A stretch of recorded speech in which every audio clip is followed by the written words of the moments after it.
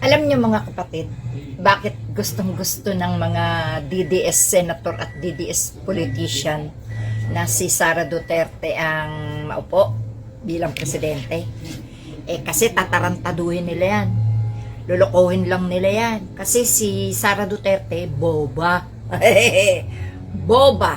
Kaya gustong-gusto nila na manalo yan ngayon 2028 pag tumakbo. Kasi diyan na nila pagkakaisahan yan si Sara Duterte.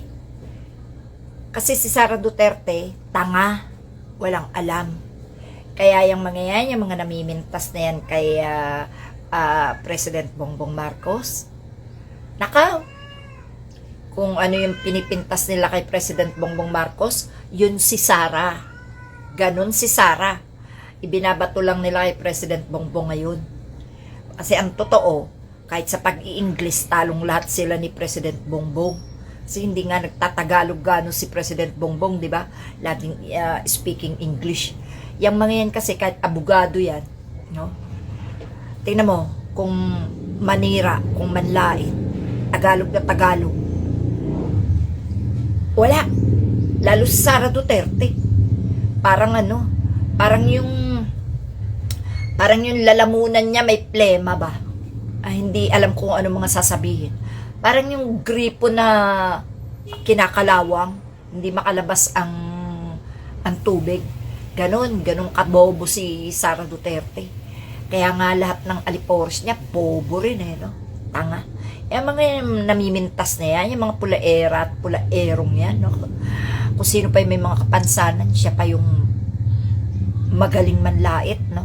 Kaya si Banat Bay, babanatan ko yan. Tingnan nyo. Aba ano daw, nagbablog daw at sabi raw ang pangit-pangit ko daw. Okay lang ako pangit. At least, tinatamaan ka kalbo sa mga sinasabi ko. Bakit? Hindi naman nakikipagpaligsahan yung mukha ko ha?